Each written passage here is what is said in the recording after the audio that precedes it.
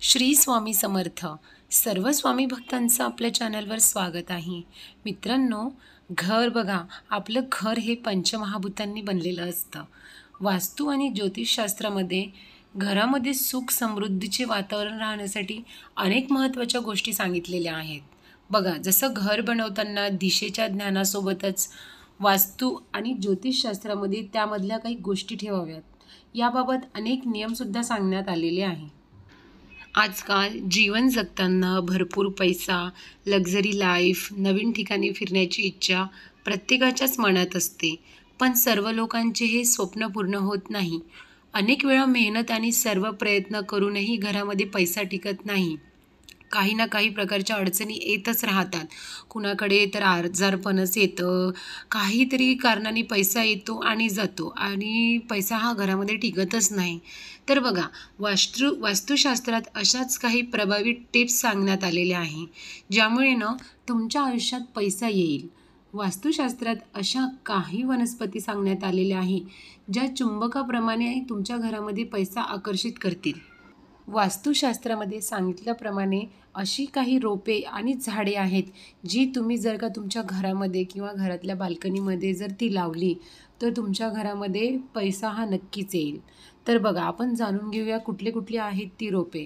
तर पहिलं आहे तुळस. बघा, तुळस ही प्रत्येकाच्या घरामध्येच असते आणि आपण सकाळ संध्याकाळ तुळशीची पूजासुद्धा करत असतो. पण आपल्याला माहिती आहे का, जर तुमच्या घरामध्ये तुळस असेल, तर तुळस असल्यामुळे आपल्या घरामधील नकारात्मकता दूर होते.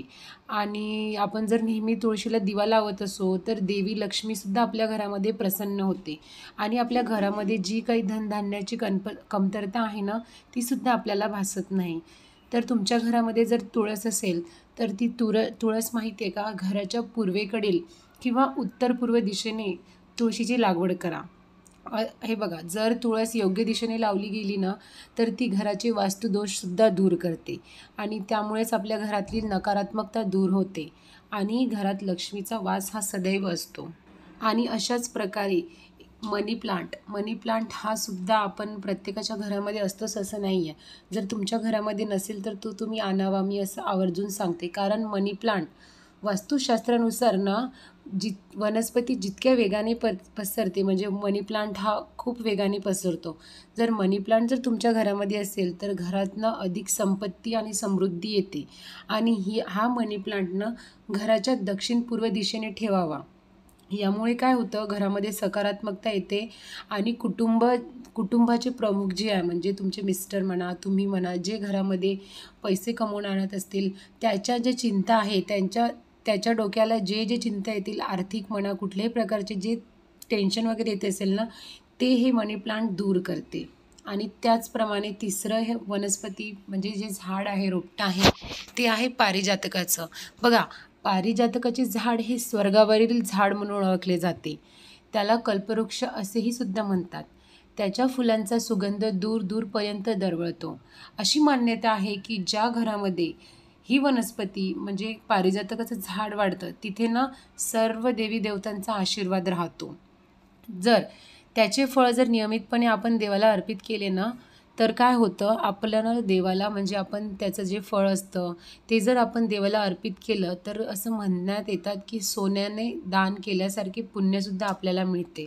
आणि ह्या पारिजातकचं झाड जर तुमच्या घरामध्ये असेल तर तुम्हाला खरंच पैशाची कमतरतासुद्धा जाणवणार नाही.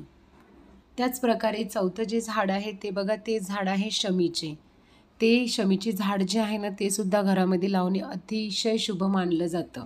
पण ह्या झाडाबद्दल अनेक लोकांना घेऊन गैरसमज आहे. म्हणजे हे झाड शनिदेवाशी संबंधित असल्याची मान्यता आहे. शनिदेव हे कोणालाही राजा किंवा रंक बनवू शकतात. म्हणूनच लोक काय करतात, ह्या वनस्पतीची घरामध्ये लागवण टाळतात. परंतु जर हे झाड जर आपण मुख्य दाराच्या, आपल्या घराचा जो मेन दरवाजा आहे, त्या दाराच्या डाव्या बाजूला जर लावले आणि त्याखाली जर आपण मोहरीच्या तेलाचा दिवासुद्धा नियमितपणे लावला, तर आपल्या आयुष्यामध्ये शनिदेव हे प्रसन्न होतात. आणि त्याचप्रकारे पाचवं जे महत्त्वाचं झाड आहे ते म्हणजे गुलाबाचं. तुम्हाला माहितीच असेल, गुलाब हे माता लक्ष्मीला अतिशय प्रिय आहे. जसं कमळ माता लक्ष्मीला प्रिय आहे ना, त्याच प्रकारे माता लक्ष्मीला गुलाबाचं फूल आणि ते सुद्धा लाल किंवा गुलाबी कलरचं असेल ना, तर ते माता लक्ष्मीला खूप प्रिय आहे. जर तुम्ही तुमच्या घरामध्ये एक जरी गुलाबाचं रोप लावत असाल आणि त्यामध्ये आलेलं जे गुलाबाचं फूल आहे, ते जर तुम्ही माता लक्ष्मीला रोज अर्पण करत असाल ना, तर तुमच्या घरामध्ये म्हणा, तुमच्या आयुष्यामध्ये माता लक्ष्मी ही सदैव प्रसन्न राहते आणि तुमच्या घरामध्ये कुठल्याच प्रकारची पैशाची कमतरता होणारच नाही, हे मी तुम्हाला नक्कीच सांगते. तर बघा, वास्तुशास्त्रानुसार ना मनी प्लांट जो आहे ना, तो तुम्हाला गॅलरीमध्ये किंवा बागेत इतर ठिकाणी ठेवताना आग्नेय कोपरा या निवडायचा आहे. म्हणजे मनी प्लांट लावण्यासाठी आग्नेय कोपरा हा शुभ मानला जातो. असं म्हणतात की या दिशेला जर आपण मनी प्लांट लावला ना, तर आपल्या घरामधली नकारात्मकता नेहमीसाठी दूर होते आणि घरातील सदस्यांमध्ये ना सकारात्मक ऊर्जा राहते. म्हणजे सतत टेन्शन, स्ट्रेस, तणाव जो असेल ना घरातील लोकांना, तर आपण कामावर जातो तर सतत आपला ताणमध्ये असतो, तर त्याच्यामुळे ना त्यांच्या डोक्यातली ती नकारात्मकता दूर होऊन त्यांच्या अंगी सकारात्मक ऊर्जा राहते.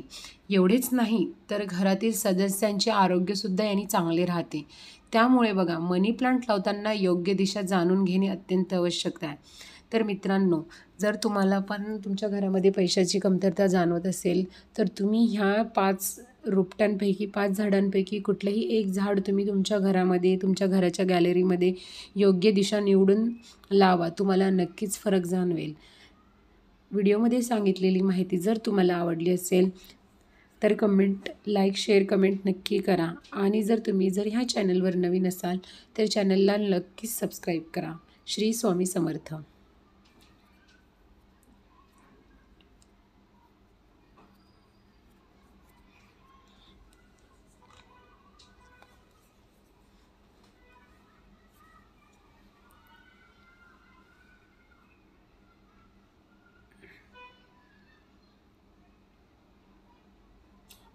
Ajay Kumar. New situations, new challenges, new learning.